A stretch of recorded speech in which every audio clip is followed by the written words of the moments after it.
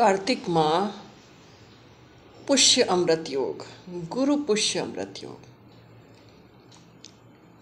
पुष्य अमृत योग अपने आप में अत्यंत महत्वपूर्ण माना गया है। 27 नक्षत्रों में नक्षत्रों का राजा पुष्य अमृत योग को माना गया है। गुरु पुष्य अमृत योग इस वर्ष बार बार आ रहा है। गुरु पुष्य अमृत योग का हमारे जीवन में अत्यधिक महत्व है। माँ लक्ष्मी को प्रसन्न करने और माँ लक्ष्मी की साधना करने के लिए, आर्थिक संकटों को दूर करने के लिए और अपनी समस्त मनोकामनाओं को पूर्ण करने के लिए गुरु पुष्य नक्षत्र का दिन अत्यधिक श्रेष्ठ दिन माना गया है। आज 24 अक्टूबर को कार्तिक माह है और कार्तिक के महीने में लक्ष्मी नारायण का पूजन किया जाता है। धन संबंधी परेशानियों को दूर करने के लिए लक्ष्मी नारायण का पूजन हम करते हैं और उस पर यदि गुरु पुष्य अमृत योग हो जाए तो फिर क्या ही कहना। 24 अक्टूबर 2024 को सूर्योदय के साथ प्रारंभ हुआ गुरु पुष्य अमृत योग 25 अक्टूबर सूर्योदय तक है। इस गुरु पुष्य अमृत योग का हमें हर तरीके से, हर प्रकार से लाभ उठाना है। कर्क राशि के लिए पुष्य अमृत योग विशेष होता है। यदि गुरु पुष्य अमृत योग आ जाए तो उनके लिए और भी शुभ हो जाता है। गुरु पुष्य अमृत योग में जप साधना का बहुत अधिक फल मिलता है। गुरु बृहस्पति के साथ, देवताओं के गुरु बृहस्पति हैं और गुरु बृहस्पति के साथ यदि हम अपने गुरुदेव का पूजन करते हैं तो ये और भी अधिक श्रेष्ठ माना जाता है। अपने गुरुदेव के द्वारा प्रदत्त गुरु मंत्र का जाप लक्ष्मी प्राप्ति के लिए उपाय, जिनमें कनकधारा स्तोत्र का पाठ, श्री सूक्तम का पाठ, श्री सूक्तम के पाठ के लिए और कनकधारा स्तोत्रम के पाठ की पूर्णता के लिए कनकधारा स्तोत्रम के साथ पुरुष सूक्तम और श्री सूक्तम के साथ पुरुष सूक्तम का पाठ, श्री सूक्तम और कनकधारा स्तोत्रम के पाठ को पूर्णता प्रदान करता है लक्ष्मी नारायण की प्रसन्नता के लिए। गुरु पुष्य अमृत योग अत्यधिक सुंदर योग है। इस योग में सर्व सिद्धि के लिए हमें हर प्रत्येक उपाय जो हमसे हो सके हमें कर लेने चाहिए। गुरु पुष्य अमृत योग के दिन हमें अपनी माला का शोधन करना चाहिए। लक्ष्मी नारायण के श्री चरणों में अपने नाम जप की माला को अर्पित कर भगवान श्री लक्ष्मी नारायण से अपने जप तप की उन्नति के लिए प्रार्थना। उसके पश्चात माँ पार्वती और महादेव के श्री चरणों में अपनी माला को अर्पण कर, इसके पश्चात हम माला को षोडशोपचार से पूजन कर सकें तो अत्यधिक लाभकारी होगा हमारे जप साधना के लिए। हमारी जप साधना ही, मंत्र जप की साधना ही हमारे जीवन में प्रमुख रूप से महत्वपूर्ण है, क्योंकि जपात सिद्धि जपात सिद्धि जपात सिद्धि न संशय, जप क्यों करना है? हमारे इस मानव जीवन के लक्ष्य को प्राप्त करने के लिए हमें जप का साधन की शरण लेनी चाहिए। जप के साधन की शरण लेनी चाहिए और माला ही हमारे जप को सिद्ध करने के लिए अत्यधिक सहायक है। इसलिए षोडशोपचार से श्री भगवान नारायण, लक्ष्मी नारायण और पार्वती महादेव से प्रार्थना करते हुए उनके सम्मुख बैठकर अपनी जप की माला को शोधन दूध से, दही से, घी से, शहद से, शर्करा से, हरिद्रा से, चंदन से, गन्ने के रस से, अनार के रस से, आंवले के रस से, आंवला अमृत फल माना गया है। 100 वर्ष भी यदि आंवला पड़ा रहे तो वो मृत नहीं होता है, इसीलिए इसे अमृत फल माना गया है।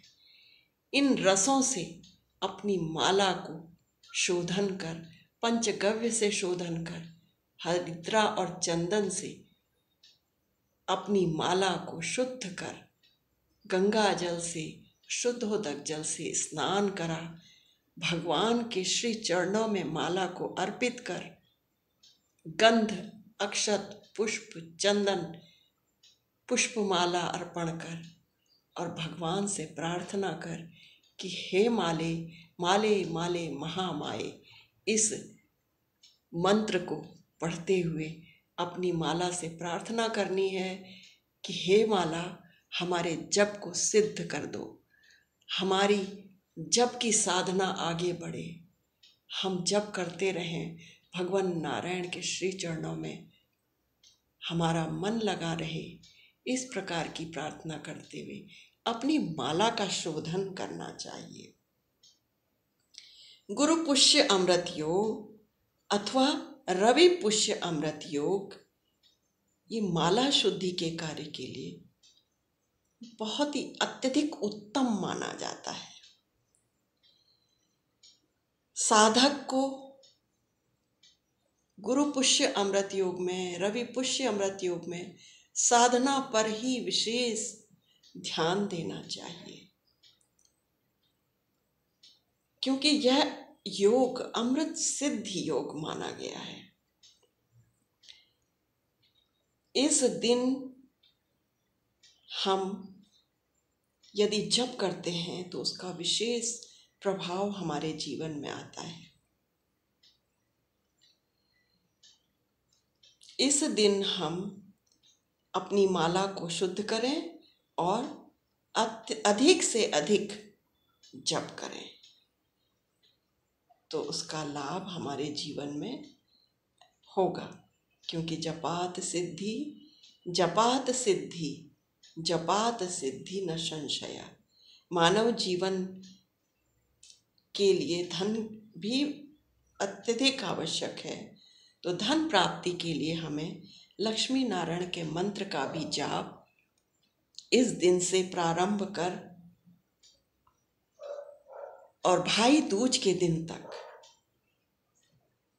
लक्ष्मी नारायण की प्राप्ति के लिए लक्ष्मी नारायण के मंत्रों का जाप करना उत्तम हमारे लिए होगा। श्री सूक्तम का पाठ, पुरुष सूक्तम का पाठ, कनकधारा स्तोत्रम का पाठ, पुरुष सूक्तम का पाठ, सत्यनारायण अष्टकम का पाठ यदि हम इस दिन से प्रारंभ कर भाई दूज तक करते हैं तो लक्ष्मी जी की कृपा, लक्ष्मी नारायण की कृपा अवश्य हमारे जीवन में आएगी। अतः हमें धूप, दीप, नैवेद्य इत्यादि से माला का पूजन कर जप का विशेष अनुष्ठान इस दिन से प्रारंभ करना है। दीपदान का अत्यधिक महत्व है। आज गुरु पुष्य अमृत योग के दिन से हम लंबी बाती का, घी का दीपक यदि परब्रह्म परमात्मा और माँ अम्बा परा अम्बा की प्रसन्नता के लिए अर्पित करेंगे। आज से प्रारंभ कर भाई दूज के दिन, एकादशी के दिन, देव उठी एकादशी के दिन, कार्तिक पूर्णिमा के दिन यदि हम दीपदान करते रहेंगे, नित्य दीपदान करेंगे, तो इसका भी लाभ हमारे जीवन में होगा। आज के दिन केले की वृक्ष का पूजन विशेष लाभदायी होता है। केले के वृक्ष में के समीप दीपदान करना उत्तम रहेगा। पीपल के वृक्ष में लक्ष्मी जी का वास है। लक्ष्मी नारायण का वास है। माता सरस्वती और ब्रह्मा जी का वास है और शिव पार्वती का वास है। इसलिए पीपल के वृक्ष के समीप भी दीपदान उत्तम माना गया है। घी का दीपदान अवश्य करना चाहिए। इससे कार्य की सिद्धि होती है। कार्य की सिद्धि हेतु हमें केले के वृक्ष के निकट कदली फल, केले को कहा जाता है, और कदली फल गणेश जी को भी प्रिय है, भगवान महादेव को भी प्रिय है, लक्ष्मी नारायण को भी प्रिय है। कदली फल सत्यनारायण और लक्ष्मी नारायण को भी प्रिय है। इसलिए हमें केले के वृक्ष के समीप दीपदान, पीपल वृक्ष के समीप दीपदान, वटवृक्ष के समीप दीपदान अवश्य करते रहना चाहिए। श्वेत अर्क मदार, सफेद मदार के वृक्ष के समीप भी हम लक्ष्मी गणेश जी की प्रसन्नता के लिए दीपदान कर सकते हैं। दीपदान का हमारे जीवन में बहुत लाभ होता है। विष्णु सहस्त्र नाम, कार्तिक मास में विष्णु सहस्त्र नाम का पाठ विशेष लाभदायी है। पीपल वृक्ष के नीचे हम अश्वत्थ स्तोत्र का पाठ कर सकते हैं, विष्णु सहस्त्र नाम का पाठ कर सकते हैं, और तीनों देव, त्रिदेव ब्रह्मा विष्णु महेश्वर की साधना आराधना के लिए पीपल वृक्ष के समीप किया हुआ पूजन, जप, ध्यान अत्यधिक लाभदायक होता है। कार्तिक माह का अपना विशेष महत्व है, और कार्तिक माह में यदि गुरु पुष्य अमृत योग और रवि पुष्य अमृत योग हमें प्राप्त होता है तो उसका हमें पूर्ण लाभ लेना चाहिए। पूर्ण लाभ अर्थात पंचोपचार से भगवान नारायण का पूजन, पंच देवताओं का पूजन, जप, तप, दीपदान, जल अर्पण करना, षोडशोपचार से पूजन करना, ये सभी प्रकार से, इन सभी प्रकारों से हम पंचदेवों का पूजन कर सकते हैं। तो हमारे जीवन में बहुत ही अधिक से अधिक लाभ, लौकिक जीवन, पारलौकिक जीवन, जो भी हमारी इच्छाएं हैं, जो भी हमारी मनोकामनाएं हैं, वो पूर्ण होंगी। अतः हमें इन सब बातों का ध्यान रखते हुए इस कार्तिक मास के इस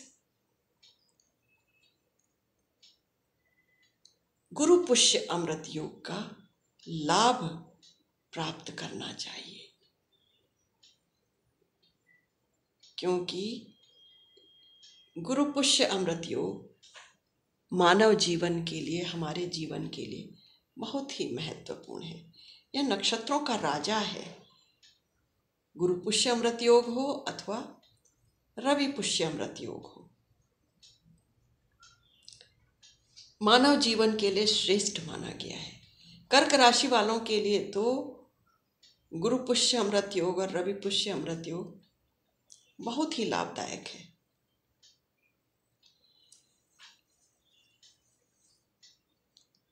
शिव पुराण में पुष्य नक्षत्र को भगवान महादेव की विभूति बताया गया है। कोई भी कार्य प्रारंभ करना हो, जिनके घरों में विवाह इत्यादि निश्चित हो गए हैं, उन्हें आज के दिन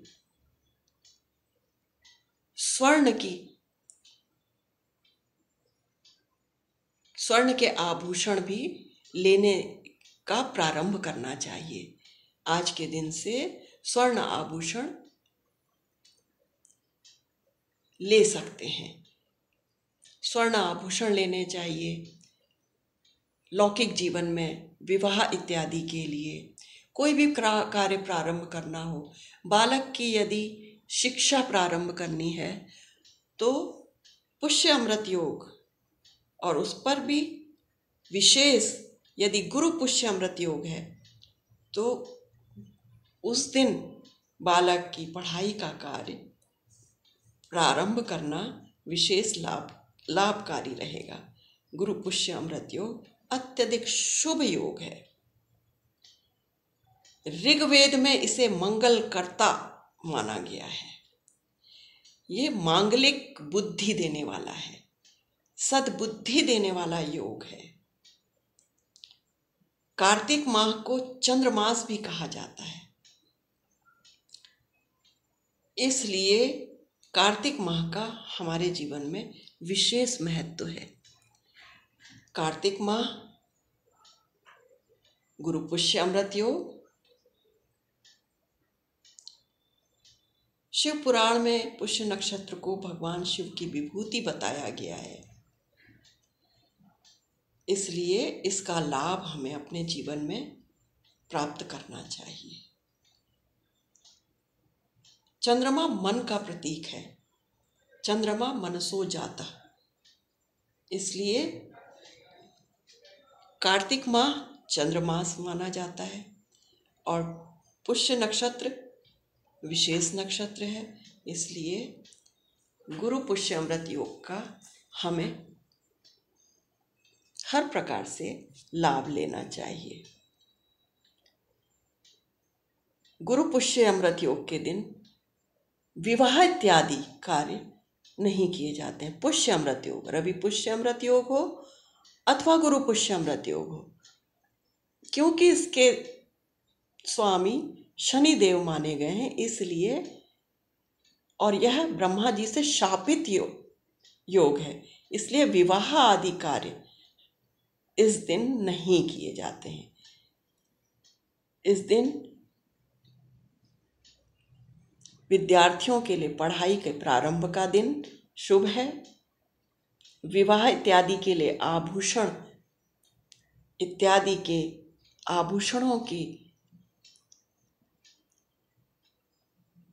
आभूषणों को लाने का प्रारंभ करने का दिन शुभ दिन है।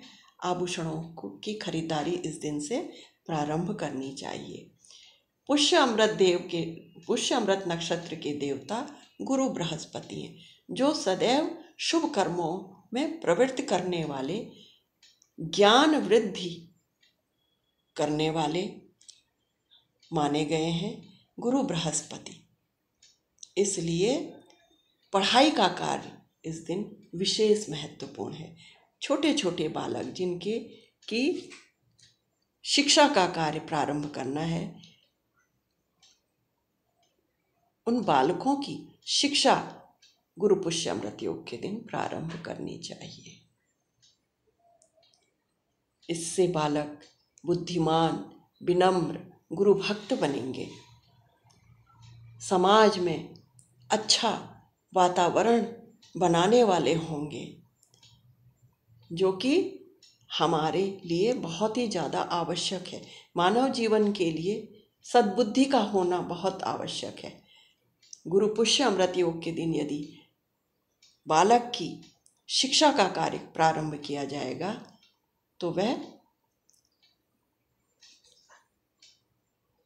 सद्बुद्धि वाला बनेगा, अपने जीवन में सत्कार्य करेगा। इस नक्षत्र में नारद संहिता के अनुसार पुष्य नक्षत्र में श्राद्ध करने से पितरों को अक्षय तृप्ति प्राप्ति होती है। अक्षय तृप्ति जिसका कभी क्षय नहीं होता, क्योंकि यह अमृत योग है। इस योग में श्राद्ध करने से पितर प्रसन्न होते हैं। घर का निर्माण प्रारंभ करते समय करने के लिए भी गुरु पुष्य अमृत योग और रवि पुष्य अमृत योग नहीं देखना चाहिए।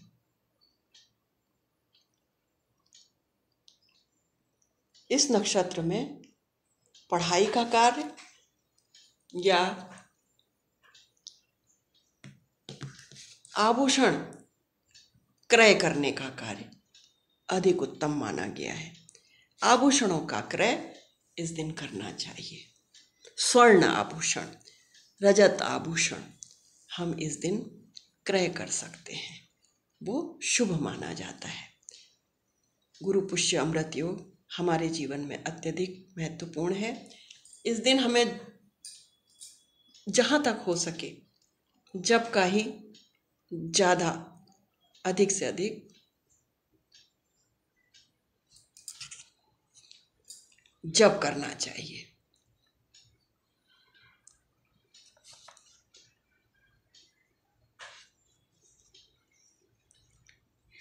दीपदान, जप करना, दीपदान करना, दान पुण्य करना, आर्थिक रूप से कमज़ोर लोगों की सहायता करना, गौ की सेवा करना, गौ माता की सेवा, गुरु और गौ सेवा बराबर मानी गई है। इस दिन गौ सेवा का विशेष महत्व है। गौशाला के निकट दीप प्रज्वलित करें और गौ माता को गुड़ के साथ रोटी खिलाएं। इसका लाभ जीवन में होगा, दरिद्रता दूर होगी, आर्थिक रूप से संपन्नता आएगी। गौ माता जहाँ गौशालाएं हैं वहाँ आर्थिक रूप से गुरु पुष्य अमृत योग के दिन हम आर्थिक सहायता भी गौशाला में कर सकते हैं। आज इस समय बड़े बड़े साधु संत सन्यासी बड़ी बड़ी गौशालाएं चला रहे हैं। गौ माता के सेवा का कार्य हो रहा है। कई गौशालाओं में शारीरिक रूप से अक्षम गायें या चोट लगी हुई गायों का उपचार किया जा रहा है। ऐसी गौशालाओं में गुरु पुष्य अमृत योग के दिन धन दान करने से भी हमें आत्म शांति की प्राप्ति होगी। हमारी आत्मा में आनंद प्राप्त होगा कि अपने परिश्रम से कमाया हुआ धन यदि हम गौ सेवा के लिए दान करते हैं तो परमात्मा की प्रसन्नता हमें प्राप्त होगी। और हमारे जीवन में परमात्मा की प्रसन्नता से बढ़कर और कुछ भी नहीं। मनुष्य जीवन सेवा के लिए ही है, सेवा करने के लिए ही है। संतों की सेवा,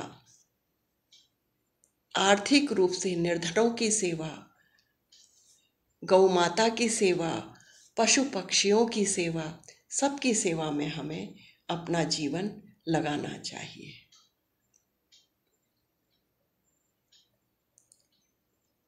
इस प्रकार हमें अच्छा जीवन जीने के लिए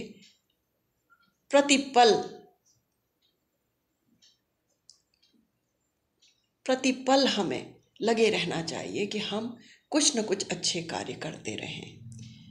और परमात्मा की प्रसन्नता के लिए हर श्वास में प्रयत्न करें। हमारा हर प्रयत्न परमात्मा की प्रसन्नता के लिए होना चाहिए।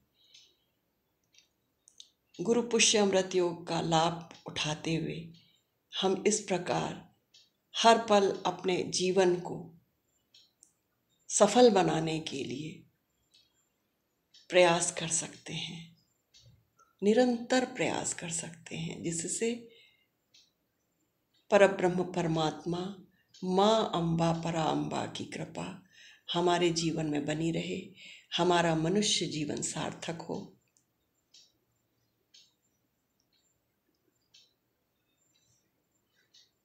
और मनुष्य जीवन जिस लिए मिला है, परमात्मा की प्राप्ति के लिए, हम अपने उस लक्ष्य को प्राप्त कर सके। इसलिए ऐसे पुण्यशाली योगों का हमें पूरा लाभ लेना चाहिए। सर्वसिद्धि योग हैं, पुण्यशाली योग हैं ये सब। रवि पुष्य अमृत योग, गुरु पुष्य अमृत योग, इसमें हमें अपने जीवन को, अपने मानव जीवन को सफल बनाने का प्रयत्न करते हुए मंत्र जाप का, विशेष मंत्र जाप में ही अपना समय लगाना चाहिए। सांसारिक कार्य को करते हुए, लौकिक कार्यों को करते हुए मंत्र जाप मम दृढ़ विश्वासा, अपने मंत्र में अपने गुरु के श्री चरणों में श्रद्धा, परम श्रद्धा, अगाध श्रद्धा करते हुए गुरु मंत्र का जाप, भगवान नाम मंत्र का जाप ही हमारे जीवन का परम लक्ष्य होना चाहिए। और इन शुभ योगों का लाभ, अत्यधिक लाभ उठाते हुए हमें मंत्र जाप में ही अपना समय लगाना चाहिए। सांसारिक कार्य करते रहें, सांसारिक हर प्रत्येक जीव जंतु की सेवा करते रहें और मन से मंत्र जाप करते रहें,